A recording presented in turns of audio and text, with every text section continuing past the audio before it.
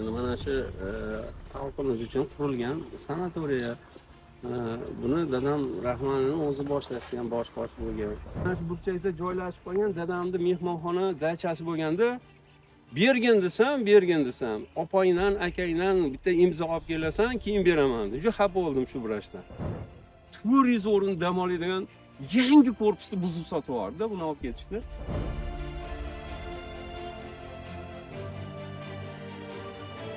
Har bitta oilada shu dadamga o'xshagan jasur, botir insonlarni, mana shu yurtimizga foydasi tegadigan insonlarni Allohdan so'rayman.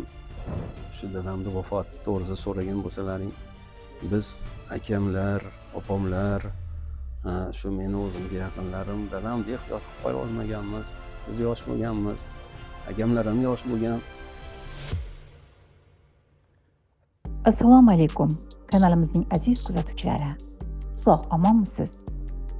Biz bugun ham sizlarga ajoyib bir suhbatni taqdim etmoqchimiz. Bilasiz, har bir video ko'pchilikning mehnati orqasidan sizlarga taqdim etiladi. Shunday ekan, bizni obuna bo'lish, like bosish orqali qo'llab-quvvatlashni unutmang. Qani ketdik. Biz boshladik. Xabaringiz bor, yaqinda Ikkinchi jahon urushida ko'rsatgan katta jasorati uchun Belarus xalqining qahramoniga aylangan rishtonlik Sovet Ittifoqi qahramoni, sobiq Sovet Ittifoqi qahramoni Mamadali Topvoldiyev haqidagi videoni sizlarga taqdim qilgan edik. Ming shukrki, ana shu videomizni qisqa vaqt ichida 50 mingdan oshiq insonlar ko'rishdi. Ko'plab yurtdoshlarimiz bir-biridan ta'sirli, yurakdan chiqqan fikrlarni biz bilan bo'lishdi. Biz va'daga vafo qilib, birinchi qismda ayta olmagan gaplarni sizga yetkazish uchun yana Farg'onaga yo'l oldik. Mamadali Topvoldiyevning o'g'li Farhod aka bilan kuzatuvchilarimizning savollari asosida yana bir suhbat qurdik. Mana shu xalqimiz uchun qurilgan sanatoriya. Buni dadam Rahmonning o'zi boshlashgan, bosh bo'lgan. Mana suvni chiqarishgan, shifobaxsh suvni. Leningraddan qasddan o'tkazib kelgan, borib, mana shu xalqim, kolxozim, yurtim deb jon kuydirishib chiqargan. Farhod aka dastlab otalari 60 yillar oldin qurdirgan, bir paytlar qanchadan qancha odamlarga shifo ulashgan Topvoldiyev nomidagi sanatoriyaga bizni boshlab bordilar. Va sanatoriyaning bugungi ahvoli haqida o'z fikrlarini, yurakdan chiqqan fikrlarini biz bilan bo'lishdilar. Ikkita korpus bor edi, 200 o'rindan 400 o'rinli korpus bo'lganda, ana endi ong o'g'lim mana shuni xalqim uchun gapiray shuni 400 o'rinli bitgan tayyor abdelkalari ham bo'lgan binoda. Shunday sotdi-da, hali odam kirmasdan sotishyapti-da. Qoyil qolasizmi? MPMga qurgan. O'sha paytda qurilganmidi bu? Yo'q, shu yaqin o'rtada qurilgan, shu SSRda oxirgi yillari qurilganda, qurilib bitgan binoni shunday raskolaj qilib sotishyapti. 400 o'rin dam oladigan yangi korpusni buzib sotib yubordi, buni olib ketishdi. Mana shu yerda juda katta kafellar bor, uni sotdi. Menga opa alam qilgani mana shu burchakda joylashib qolgan dadamni mehmonxona dachasi bo'lganda, bergin desam, opangdan, akangdan bitta imzo olib kelasan, keyin beraman dedi. Juda xafa bo'ldim shu birashdan. O'q necha yil oldi. Uni mana endi kelib buzdirib tashladi. Hozir tayi yerini quruq yerda sotaman deyishibdi. Hozir narxlab qo'yishibdi o'shani. O'zi sizga berishmadi lekin. Yo'q, binosini ham dadamni, bunaqa opa bunday bo'lganda, dadam Belorusiyadan mehmonlar ko'p kelganligi uchun zagoratsiya qilgan, boshqa qilgan, endi ruslar-ku. Enamda bu Fatma qorini nimasi bo'lgan? Bu Fatma qori enamda qorilarning avlodi bo'lganda, enam hali ruslarni kiyinishiga ko'tarmagandan keyin dadam bu yerga imorat qilgan. O'sha imoratini bizga beringlar deb ko'p aytdik-da, juda ham o'yin qilishdi. Berishmadi, oxiri buzishib, hozir territoriyasini sotamiz deyapti, albatta. Endi menga hozir hech nima kerak. Mana shu O'zbekiston xalqimiz uchun, mana shu xalqimiz uchun, vatanimiz uchun kimdir ishli bo'lar. Bu shifobaxsh suvdan kimdir davolanib ketar. Mana Qoraqalpog'istondan, umuman vohadan keladi. Teri kasalliklarga eng shifobaxsh joy shu. kelib endi Muzaffarjonga yordam berishyapsa, bir kishi nima qila oladi? ha?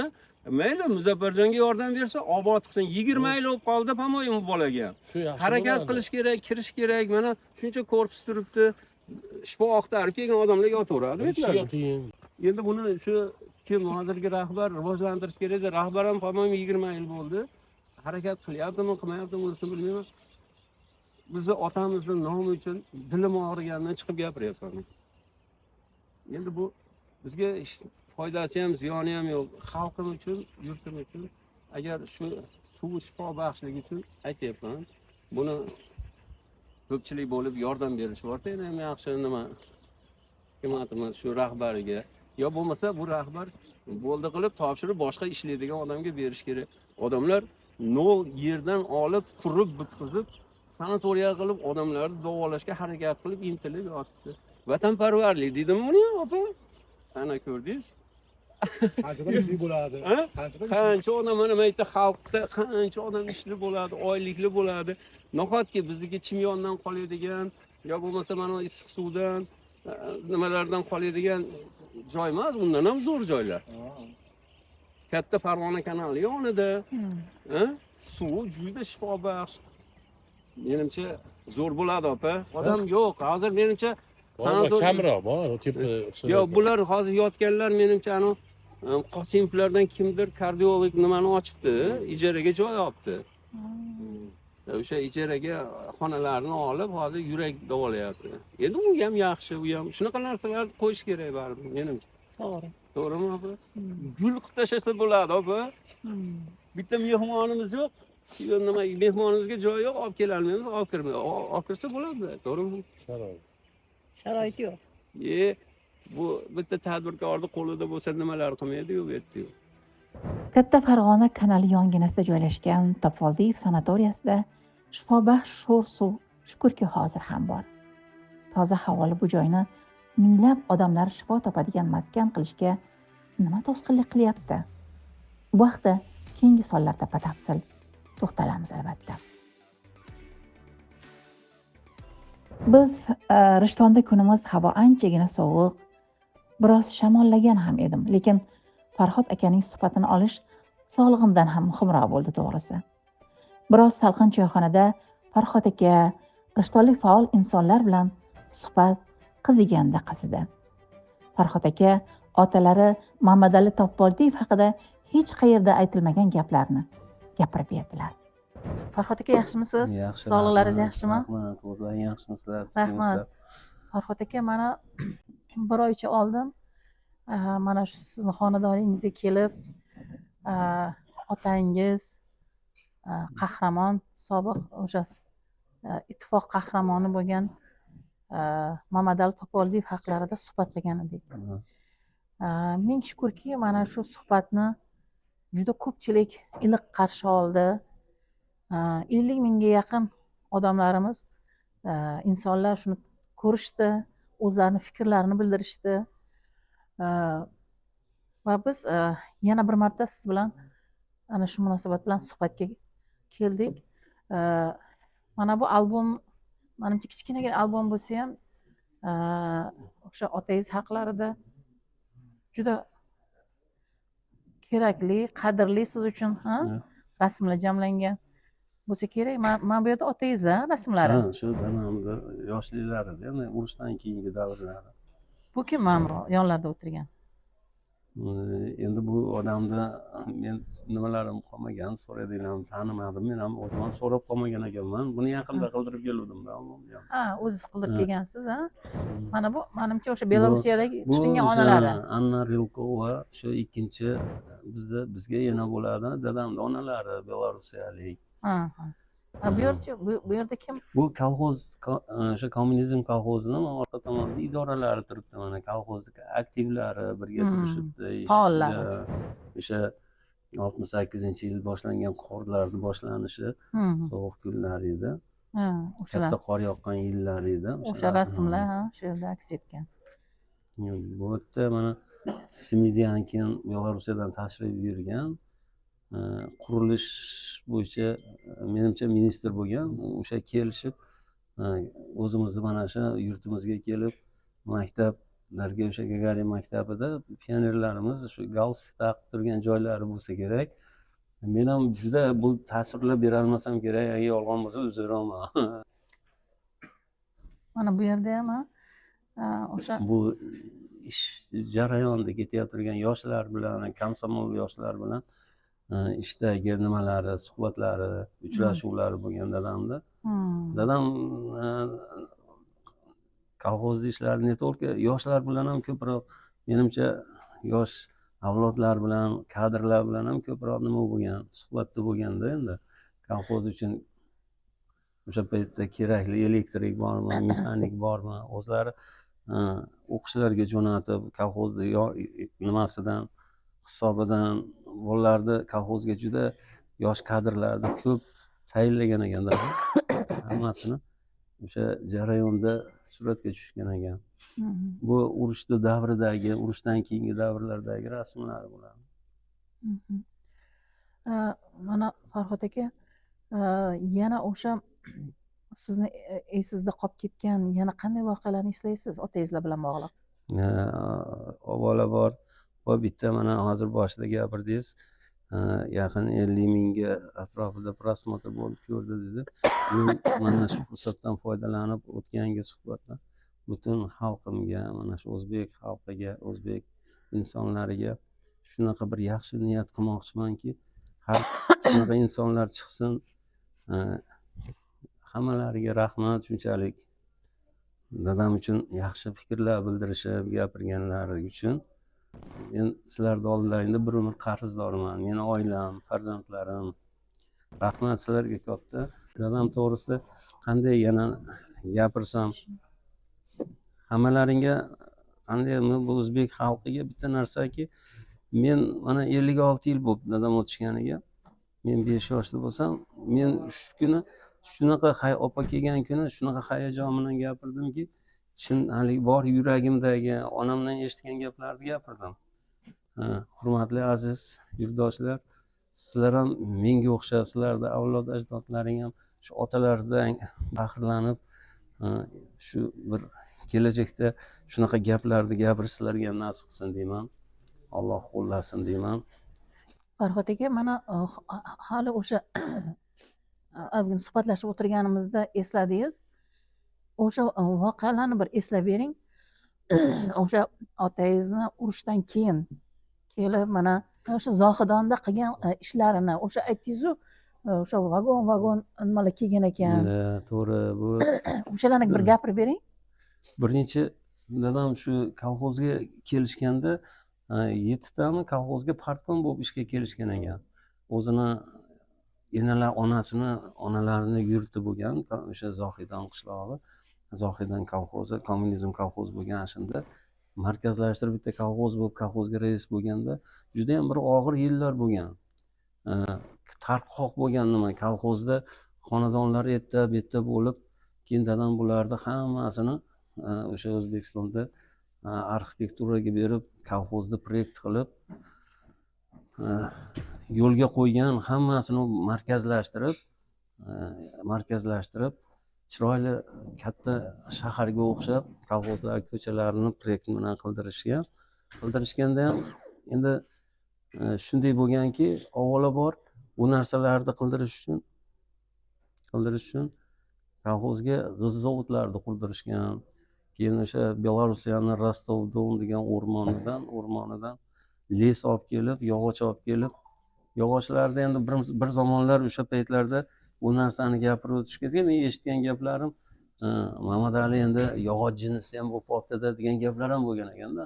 Endi u xalqqa kerak bo'lgan o'sha yog'ochlar kolxozga o'sha yog'ochlarni beryapti turib, hali ish haqingdan ushlab qolaman desa, xalq unaqa ko'p miqdorda olmaganda baribir biz mehnat qilib to'laymiz ekanda deb yurgandan keyin haligilar uy joylarni qurib bitkazib bo'lgandan keyin dadam umumiy yig'ilishda hammasini o'zlariga qo'l ko'tarib tasdiqlatib o'rgan ekan, sizlarga bepul o'sha nimalarni deb. Kolxozda hozir har bitta xonadonga kirsangiz, menimcha Belarusiyani yog'ochlari bor. Juda ham bir chiroyli yog'ochlari, shunaqa. Bitta narsani aytib o'tib ketayda, shu Rus akam qoldi, dadam o'tishib ketgan. Endi shu qanday endi o'sha bu akam katta bo'lib o'zini rus akamni onasi uyladida hayoti bo'lmagandan keyin bu o'zi uylangandan keyin u farzand ko'rdi o'sha akam. Farzand ko'rgandan keyin qarang, haligi roddomda shunaqa kelishuvda domda hech narsa yo'q ekan, u olgan domda otasi. Onamni oldiga kelib ismini qo'yib ber bolamni dedi onamga. Onam nimalardan, oqsuyaklardan-da shu ismini Jahongir deb qo'yib 40 kun chillasi uyda olib o'tirdi. Mana shu ko'rgan uylaringda olib o'tirdida, olib borib keyin gilamni, to'shaklarni qilib hali rus akamni uyiga borib onam tashlab keldida. Shunaqa hurmat qilardi onam dedi. Endi qanday deb shu bu yaxshi odamlar ko'p ekanda bu dunyoda. Shu mana yaxshi fikrlar bildirishgan ekan odamlar. Men shu narsalarni ham aytishga majbur bo'lyapman. Tushunishimcha, Farhod aka, onangiz ham otangizga munosib ayol bo'lgan ekanlar-da, demak, a? Shu darajada bo'lgan shekilli. Endi yana bitta narsani, mana siz u kuni aytdingiz, qahramon degan. Haqiqatan ham ukam bor qahramon, lekin ota bir, ona boshqamiz. Bular dadam ulgurmagan. O'tishib qolgandan keyin bu bolalar oldin onamdan jicha nima yurganda, bilinmagan. Mayda qo'shni, mayda 3 uy naryoqda opamiz Matluba bilan qahramon bo'lganda, bular maktabga borishgan. Men bitta narsani bilay, dadam o'tishib ketganda familiya bo'lmagan ikkovida ham. Onamni o'zi borib familiya olib berganda, bunga Tofoldi familiyasini berib kelganda, bu onamni ham shu bag'ri kengligimi, bilmayman shunaqa. Endi xonadonimizda juda ham bir Belorussiyadan kelgan mehmonlar ko'p bo'lardi. Shunaqa. Haligi yana bitta narsani men o'zimda esimda qolgan narsalar, yoshligimda shu hali aytdim o'tgan safarimda, bananim qilsa, shunaqa nima qilsa, men eng yaxshi ko'rgan farzandlarning ichida endi kichkinaligim shirin bo'lganman, bilmayman. Qizil 10 so'mlikni berib, Leningrasini borib, zelyonka suykayapti-da, men dod deyapman. Ana shunaqa narsalar eslab qoldim-da o'sha paytlardan. Endi keyingi qolgan ishlar, xullas mana Zohidon qishlog'i, yana bir ko'pchilik bilan gaplashsangiz, yana bir 10 yil yashashganda Zohidonni bir shaharga aylantirardi degan gaplar bo'lar. Endi shunaqa insonni farzandi bo'lganim uchun shukr, men butun o'zbek xalqiga shuni so'rayman. Shunaqa farzandlar ko'p bo'lsin deyman. Otangizga o'xshagan. Hammani shunaqa bo'lsa yaxshi deyman. Farhod aka, endi juda ko'pchilik bitta savolni berishganda, shu mashhur insonlarni, taniqli insonlarni haqida har xil gaplar, masalan, rost, yolg'on gaplar juda ko'p yuradi. Bu birinchi sizni otangizda emas bu narsa kuzatishimiz. Juda ko'p insonlarda mana shunaqa. Mana shu ma'noda o'sha otangizni vafotlari haqida so'rashgan. Qanday qilib o'sha vafot etganlar? Bor yo'q 50 yoshda bo'lganlar, adashmasam. 49 yoshda bo'lgan. 49 yoshda hattoki. Shu vafotlari qanday bo'lgan? Har xil gap so'zlar yuradi. Qaysi biri chin, qaysi biri yolg'on? Shu haqida ham o'g'illarim ma'lumot bersinlar degan savollarni berishganda. Shu dadamni shuni o'tishganini endi sizlarga eshitgan gaplarimni men ham eshitganman, lekin ko'rganman, lekin dadam o'tishganda shu Belorussiyadan mehmonlar kelib, delegatsiya keladiganda uyimizda shu muzda atrofida ushlashgan 3 kun. Yo'llarni asfalt qilib, mana shu dadamni o'tganda shu qishloqning ichini asfalt qilishib, o'sha 3 kun saqlashgan dadamni o'tganligini to'g'risida. Ikki millat, o'zbek va Belarus xalqining qahramoni. Belaruslar hozir ham hurmat bilan eslaydigan Mamadal Topoldiyev qanday o'lim topgan? Uni kim va nima uchun o'ldirgan degan savolni bizga ko'pchilik berishgan edi. Biz bu gal Farhod aka ana shu savolni ham berishga jazm qildik. Rapidga bo'ladi. Dadamni 3 marta harakatda bo'ladi. O'sha birinchisi Joniga qasd qilish. Joniga qasd qilishda 3 marta bo'ladi. Birinchi bir ayol farzandi bo'lmaydi, o'sha ayolni o'rtaga qo'yishadi. Ayol turmush o'rtog'i rozi bo'ladi. Nima Garskom dedim, Garkom dedim, ilgari shunaqaga pismenni yozib beradida, ariza qilishib yozib bersa, dadam ana shu momentda partiya biletni olib Belorussiyaga ketishgan ekan. Ketishib, nima yozib bergan endi o'sha? meni nima shu Mamad akaga endi shunaqa endi hali majburladi. Bu eri shunaqa ko'rsatma bergan ekan. Dadam shunda partiya biletni olib Belorussiyaga ozmoz ishlab, keyin dadamga telefon bo'ladida, bir oydan keyin kelib. Bir oyda qanday bo'lgan? U opa turmush o'rtog'i bilan yashab turib bunaqa xat qilib bergandan keyin o'qituvchi bo'ladida eri. Men endi yashamayman, sen el yurtga gap so'z bo'lib ketding degandan keyin u o'sha nimaga Avsoqomgami, Garkomgami borib, men Mamad akaga tuhmat qildim. Erim menga shunaqa narsalar o'rgatadi deb, dadamni yana oqlab, yana To'g'risini aytadi demoqchisizda. U ayol to'g'risini aytadi borib, meni majburlashgan. Ikkinchi marta o'sha kolxoz idorasida dadam doim bitta kasada sovuq choy turar ekanda, shu bir kirganda ko'karib turgan bo'lganda choy. Qandaydir sezib qo'yganda, sezib olib chiqib, bu ikkinchisi, bu uchinchisi bo'ladi. Men hozir bu o'sha qishloqda o'zi har zamonda rahbarlantirib turgan, qo'liga 3-4 so'm pul berib, hali 10 so'm berib yo 25 so'm pulni berib, o'sha rubllar berib, orqamda uqalab qo'ygan Rahim deyar ekan, o'sha dadamni qotil endi. Rahim desa, hali dadamni orqalarini uqalab, dadamga erkalab, haligi dadam doim qabul qilar ekan, yoniga yaqinlashtirib, boshqa qilib. Shu odamni uchinchisida shu odamni pochchasi Zakan Izbirga traktorda tushib ketadi, uxlab qolib, kechasi kultivatsiya qilyapti paxta. O'sha yerda bo'ladi, traktor tagida qoladi. Keyin shuni ushashadiki, seni pochchangni shu o'ldirdi desa, bunga alohida tayyorgarlik ko'rib, pichoqni olib, rosa katta pichoqni olib, qo'liga 2 metr nima bilan o'rab, dadam shu kolxoz idorasi suv ichib turgan joyda orqadan kelib uradi. Bu dadam orqamni siqib qo'yish kerak, bu Rahim deb o'ylagan shekilli ham. O'shanday siqsa, o'shanda birinchi urganda o'sha yurakda chetini yirtib qo'yar ekanda, birinchi udarda shunaqa bo'lgan. 11 ta joyga dadamni pichoq uradi. Dadam o'shandan keyin больницаga borib, shu vafot etadi. O'zimizda shu u odamni jazosi davlat tomonidan ko'rildi, menimcha. Shunaqa qilib dadamni ehtiyot qila olmaganmiz. Endi biz yosh bo'lganmiz. Farhod aka, meni tushunishimcha, demak, o'sha otangizni qotiliga nima ozgina aqlan zaif odam bo'ladi. To'g'rimi? Sizni gapingizga qaraganda. O'sha aqli zaif odam degan gapni olgan eshitganmiz u, lekin o'sha odamni sud jarayonida shunday deyishganki, Mamad akam meni otamni o'rnida edi. Men bilmaganman Mamad akamga urganimni degan o'sha odam endi. Qanday qilib bo'lishi mumkin unaqa? Bilmadim, o'sha paytda shunaqa bo'lgan. Bu yerda dadamning vafoti shunaqa bo'lgan. O'zimizda shu O'zbekistonda Ikkinchi jahon urushida bo'lmagan. Bilasizlar, endi Ikkinchi jahon urushida bu qilich bilan yo kamalak bilan urush bo'lmagan. Urushda o'sha paytda bu juda qattiq, ertan tirik kelishdi o'zi bo'lmagan. Kelib shu O'zbekistonda o'zimizda shu yerda chicha nima bo'ldi-da, endi shunaqa chicha emas, endi ancha mana o'sha qishloqda o'zi har zamonda rahbarlantirib turgan, qo'liga 3-4 so'm pul berib, hali 10 so'm berib yo 25 so'm pulni berib, o'sha rubllar berib, orqamda uqalab qo'ygan Rahim deyar ekan, o'sha dadamni qotil endi.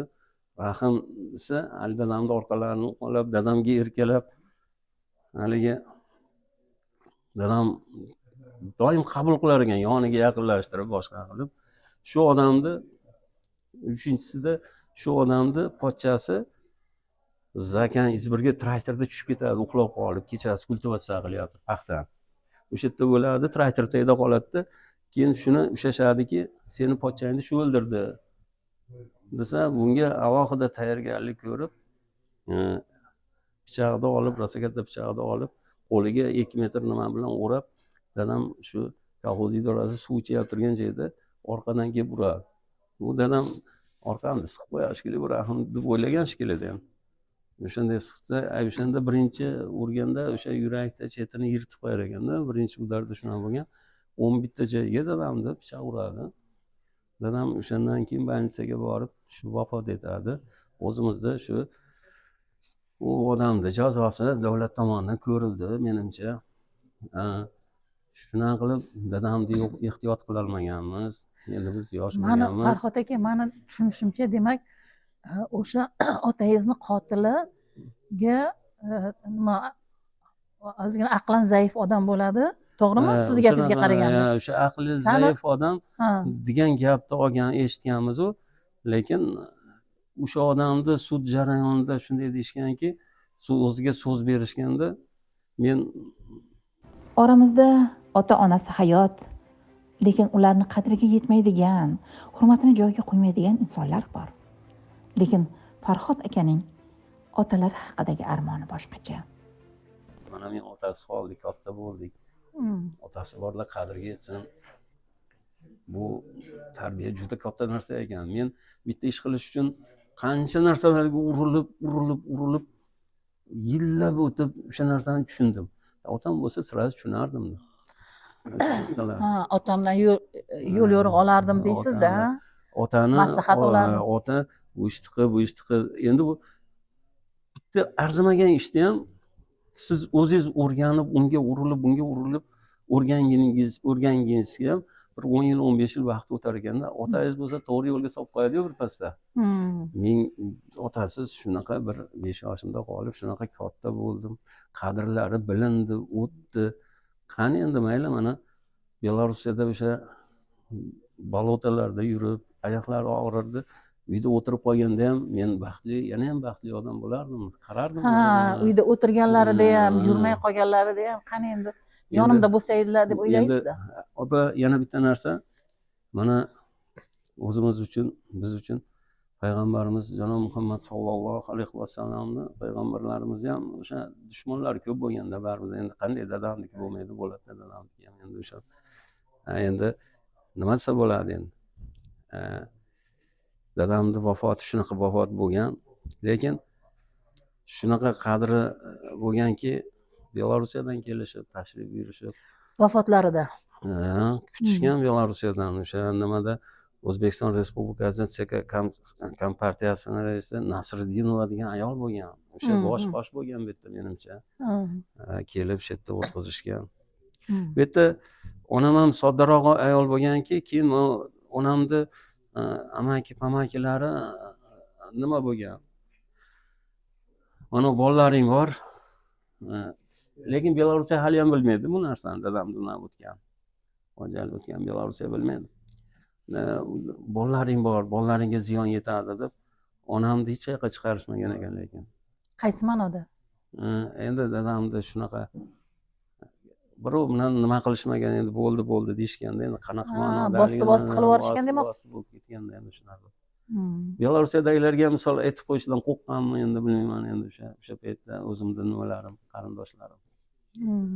Shunday endi Belorussiyada o'zga biz shuni geroyni shunaqa qilib jo'natib yuborganmiz, shu yerda shunaqa bo'ldimi degandan cho'chiganman endi bilmayman. Xullas shunaqa. Bu yerda endi bitta opam turmush qurishgan bo'lgan, akamamiz uylanishgan bo'lgan-u, lekin juda ham yosh bo'lganmiz-da. O'zini nimasidan eshitganman, men kolxoz odamlaridan eshitganman, agar topib oldik yana 10 yil yurganda bu yer shahar bo'lardi degan gaplarni eshitganman. Keyin men zodiyanda yaxshi odamlar ko'p, azizlar, xalqda ko'p, suyadigan odamlar bor, unaqa yelkangizdan qo'llaydigan odamlar bor. Men borib ishlardim kolxozda. Kam bo'lganim yo'q, ishlardim, lekin fermada ishlardim. Qo'llashdi, yaxshi gapirishdi, lekin bitta odamda aybi bilan qolgan qishlarda qoralamaysiz-ku, to'g'rimi? Endi o'sha kolxoz o'qitdi meni, to'g'ri gapni gapirishim kerak. 5 yil qishloq xo'jalik institutida направление berdi. 40 oyga 40 so'mdan stipendiya beradi. O'sha yerda o'qidim men Farg'onada, bitirib keldim. Ma'ruf aka, mana siz faxrlanib aytsangiz bo'ladi, zohidonliksiz.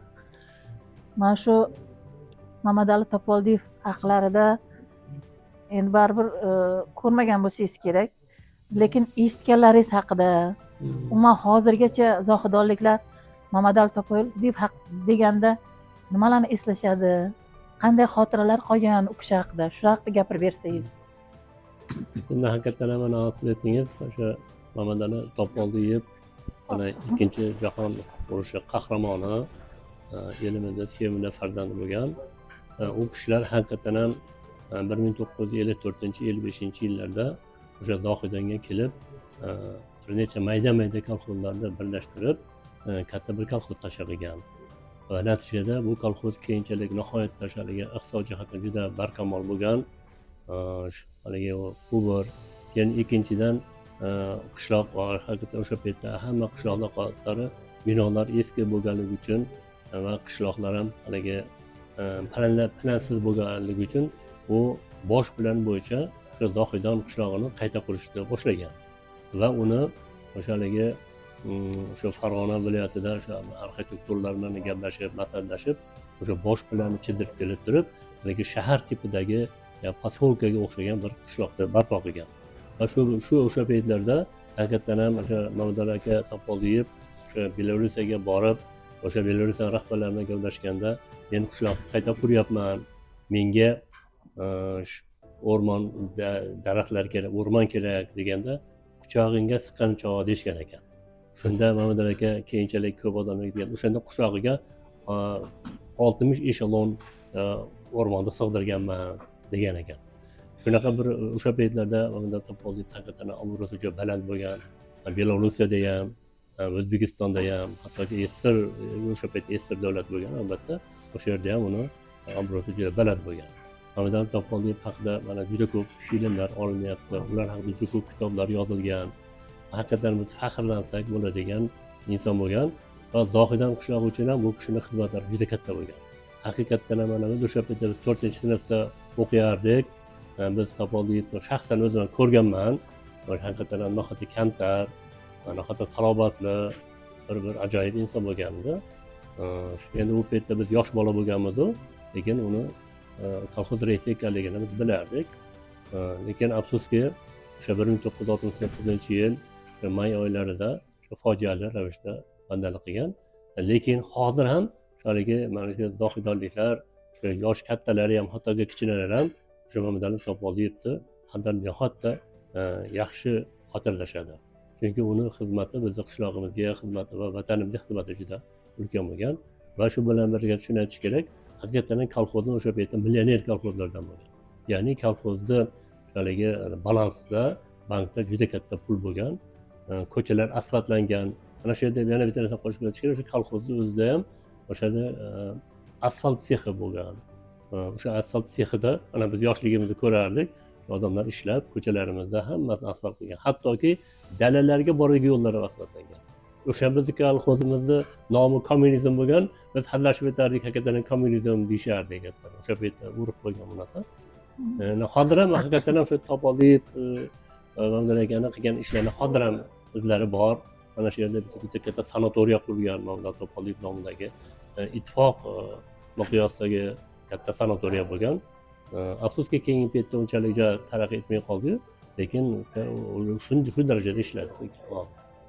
Bunaqa o'shancha ham bizning xalqimiz orasida uni hurmati juda baland. Hozir ham juda ko'p odam eslaydi. Bog'chalar qurdirganlar, bolalar uchun maktablar, dala shiyponlari 2 qavatli. Shu gaplar rostmi? Endi albatta, hattoki o'shalarda namunalar qolgan hozir. Haqiqatan ham haqiqatan mana Farhodjon aytganidek, haqiqatan o'sha bizning kolxozimizda haligi dalada ishlaydigan bolalar uchun ham hattoki ovqatlarni birinchi, ikkinchi ovqat qiladiganlar, hattoki haligi sutli ovqatlarni qilishlarni yo'lga qo'ygan. Mana shu biz yoshliklarimizda ko'p odamlar aytib beradi, shu haligi kolxozda markazlashgan oshxona tashib qo'ygan. O'sha oshxonada ovqatlari tayyorlab, shu abid paytda o'sha dalalardagi qurbonlarga olib bergan. Bolalar uchun. Bolalar uchun, yosh bola, o'sha paytlarda bolasi bo'lgan ayollar ham dalaga chiqishgan. Bolalar o'sha dala bog'chalarida bo'lib turib, o'sha yerda o'sha ularga sharoitlar jihatdan yaxshi qo'yilgan. Hattoki haligi birovga aytsangiz juda nima ham bo'lishi, hattoki haligi muz qaymoqlargacha yetkazib berilgan. Endi shu bir sharoitlar yaxshi bo'lingan. Endi dala xirmonlari nihoyatda haligi planlashtirilgan, nihoyatda haligi nima deydi, loyiha bo'yicha qurilgan, nihoyatda sharoitlari yaxshi bo'lgan. Shiyponlar, dala shiyponlari bo'lgan. Hali aytganda o'sha ikki etajli binolari bo'lgan. Lekin afsuski keyingi paytda ayrimlari buzilib ketdi endi kimlar tomonidan, lekin baribir bizning xotiramizda bu qolgan. albatta xalqimiz uchun u topoldi xizmatlari hech qachon unutilmaydi. xalq uchun qayishgan inson ekanlarda. Xalq uchun nihoyatda qiyishgan, xalqdagi iqtisodiy ahvolni yaxshilash uchun harakat qilgan, odamlarga ko'p yaxshilik qilgan. Haligi Farhodjon aytib ketgandek, odamlar binoni uyni quraman degan paytda yog'och taxtalar bilan ta'minlab turgan. O'shaning uchun hammadan iqtisodiy jihat, hatto biz yoshligimizda eslaymiz, o'shaligi bilmadim shu Belorussiyadan kelganmi yo boshqa joydan kelganmi, o'shaligi katta haligi nima desam bo'ladi, novodga o'xshagan oq qandlar berilardi. U keyinchalik ko'rmadik, endi o'sha paytlar shunday berishardi.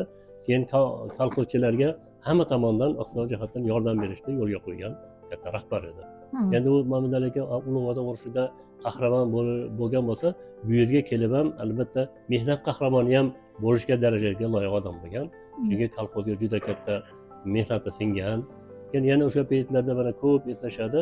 Bizni kolxozimizga o'sha Zohidan qishlog'iga o'sha Belorussiyadan ham, Rossiyadan ham va boshqa joylardan juda ko'p mehmonlar kelishardi. O'shaning uchun bular haliga mana hozir muzey tashkil qilingan. Endi markaziga shu muzey ham nihoyatda obod, nihoyatda chiroyli, Ikkinchi jahon urushidagi xizmatlarni tasvirlagan muzeylar bor. Keyin hattoki o'sha paytlarda o'quvchilar bilan uchrashardi Topoldi. Har xil mehmon, hattoki mana yuqorida Farhodjon aytib ketdi, o'shaliga birinchi kosmonavt Yuriy Alekseyevich Gagarin ham o'sha qishlog'imizga tashrif buyurgan. O'shandan aytishadi, katta odamlar aytadiki, kelgandan keyin o'sha maktab qurilib turgan payt bo'lgan. O'shandan keyin maktabimizni nomini sizga qo'ysak maylimi degan ekan, u rozilik bergan deyishadi. Hozir shu Gagarin nomli maktab bo'lib qolgan. Hozir ham Gagarin nomidami? Endi hozir nomlari olib tashalgan, hozir O'zbekiston bo'yicha maktab nomlari bor. Haligi nomer bilan yurishadi, 3-maktab. Lekin baribir xalq Gagarin deyishadi. Biz ham o'sha maktabda o'tirganmiz. O'sha bu maktab haligi 1964-yil qurilgan. Endi to'g'ri yaqin kunlarda keyin rekonstruksiya qilindi, boshqa qilinyapti. Lekin o'sha Topoldiyev davrida qurilgan nihoyat darajada zamonaviy maktab bo'lgan. Endi haqiqatdan ham o'shaligi Topoldiyevni xalqimizga xizmatini hozir ham unutishmaydi. Juda ko'p eslab turishadi. Odamlar uni haqida duolar qilib turishadi.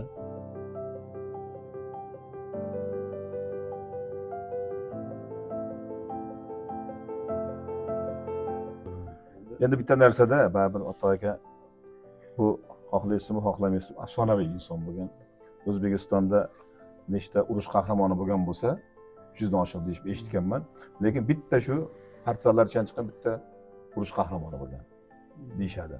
Bu endi men o'zim shug'ullanganman, tarixda haqiqatan shunaqa bo'lgan ekan. Partizalardan chiqqan bitta urush qahramoni bo'lgan ekan. Endi biz shu inson bilan endi baribir 61-yil emas, mendan kattaroqsiz. Nechinchi yil o'lishgan? 69-yil. Mana demak 8 yoshda o'lganda, demak hamnafas bo'lganmiz shu yerda. Shunday bir inson bilan hamnafas bo'lib biz yashaganimizdan bir faxrlanamiz baribir bu. Xohlaysizmi, xohlamaysizmi, millat qahramoni bor. Kinolar ishlanyapti. Mana prezidentimizga rahmat. E'tibor berib shunday bir kinolar ishlanyapti. Yaqinda efirlarga chiqib qolsa, baribir faxrlanamiz buni.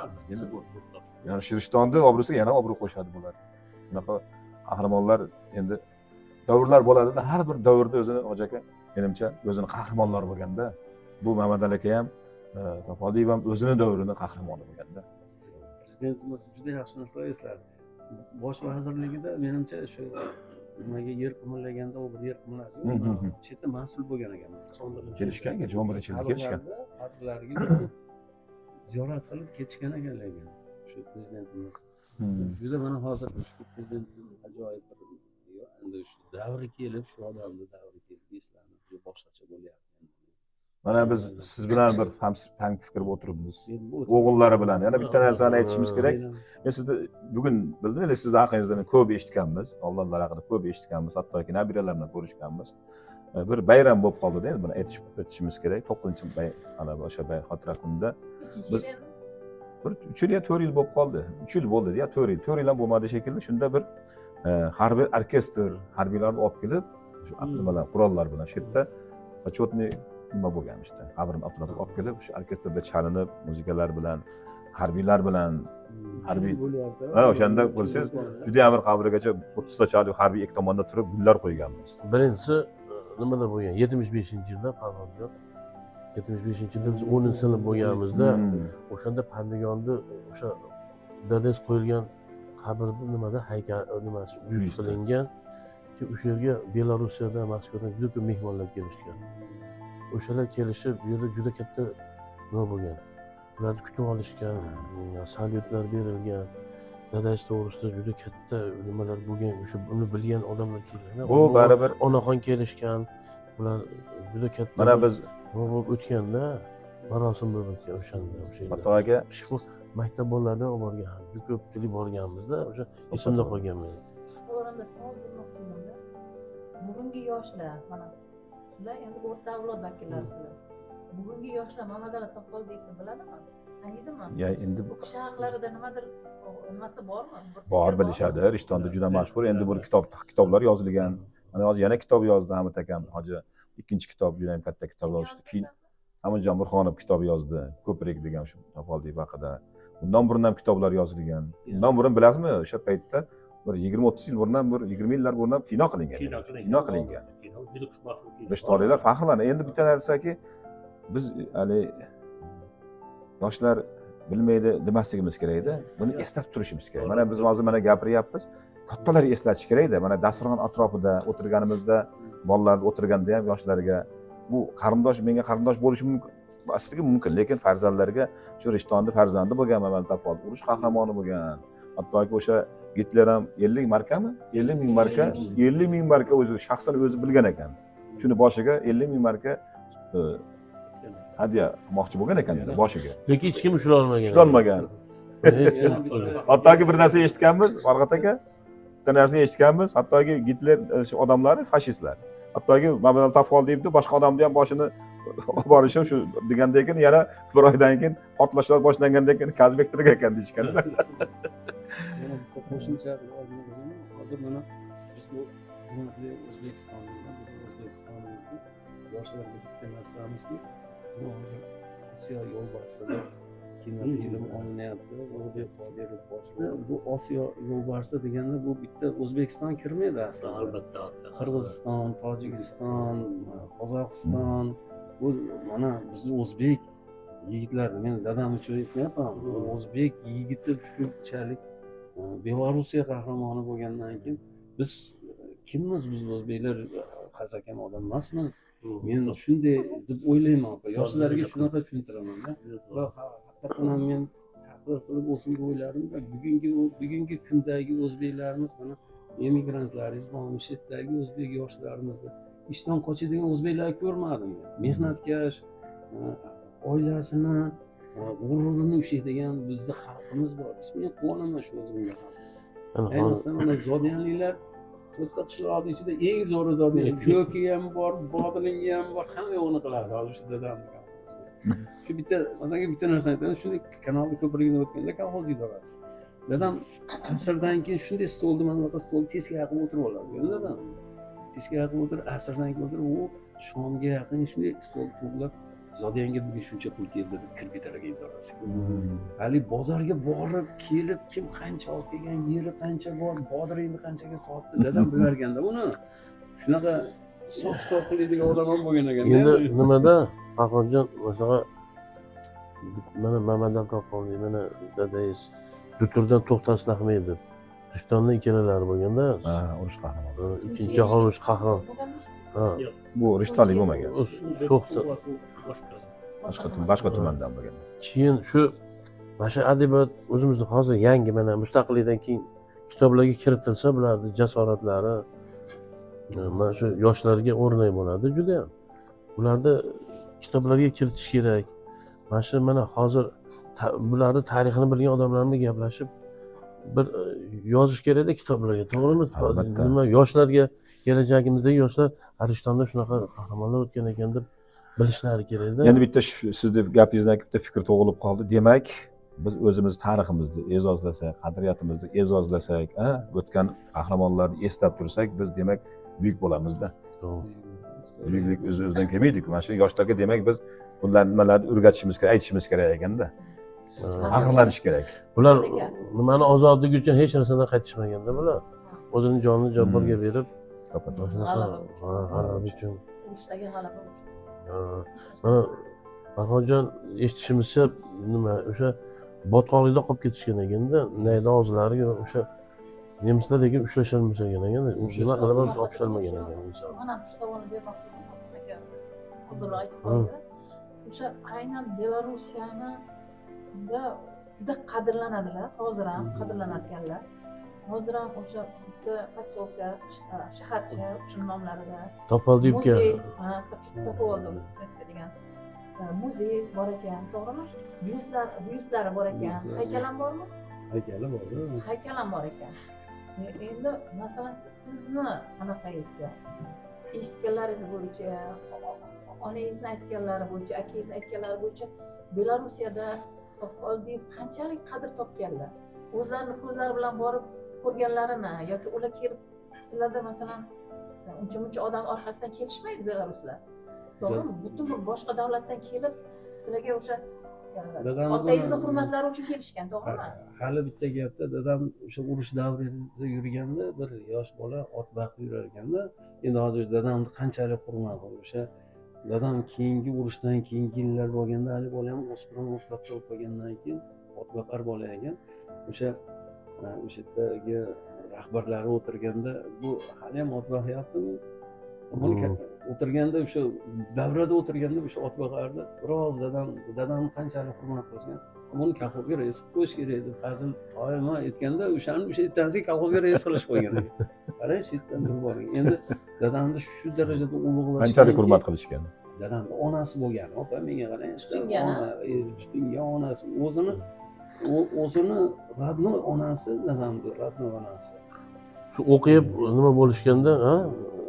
Endi qarang. Tuzalib chiqqancha qarashgan ekanda. Shu onamdan eshitgan gapim o'sha 8 yilda urushdan kelib medallarni kannay surnay bilan endi hokimiyatlarni to'yga o'xshab mashinalarda dadam giroy bo'lib kelganda o'zini onalar aytgan ekan.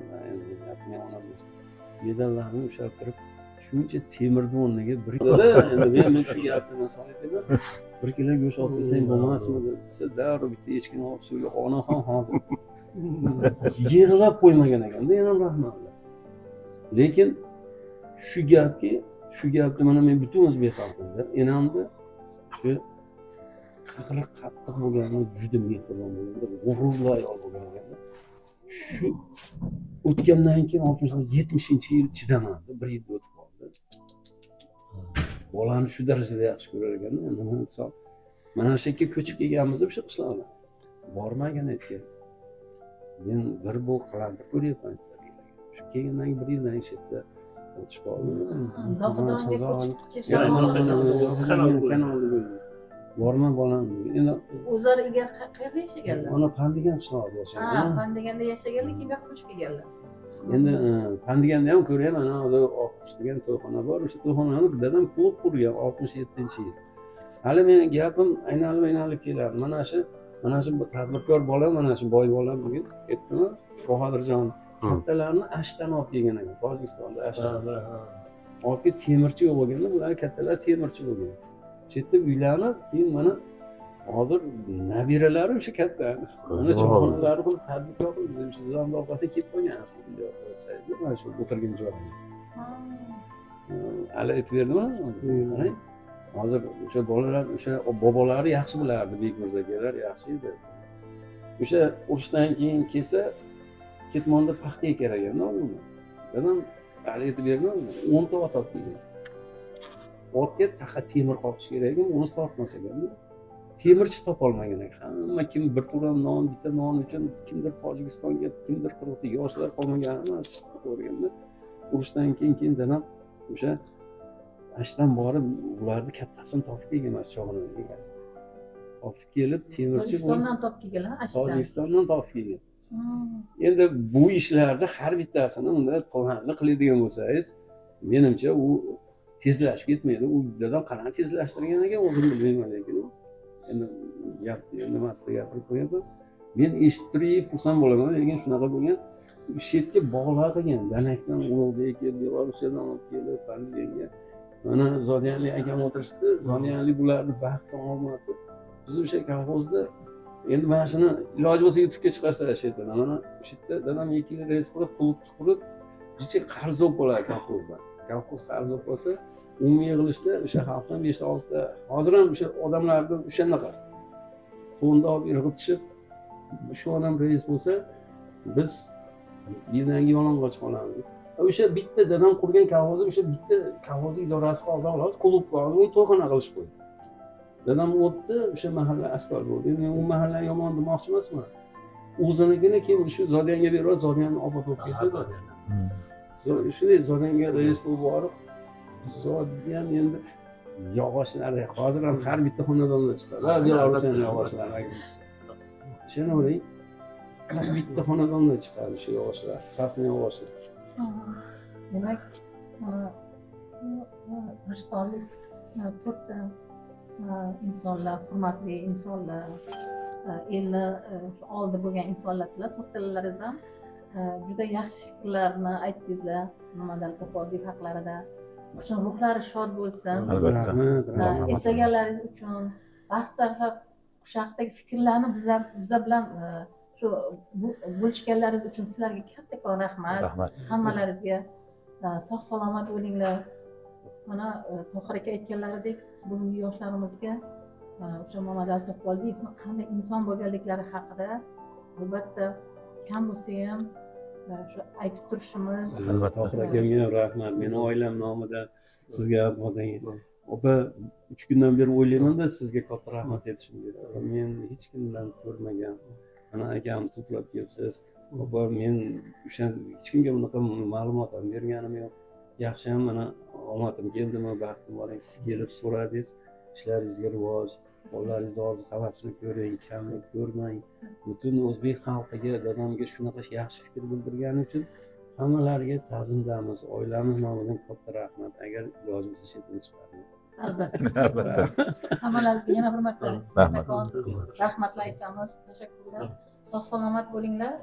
Ilohim mana shu Rishton bir farishtali yurt, fayzli yurt, zohidon, ayniqsa umuman rishtonliklarni juda hurmat qilaman astoydil. Mana shunaqangi buyuk insonlar chiqishida davom etaversin.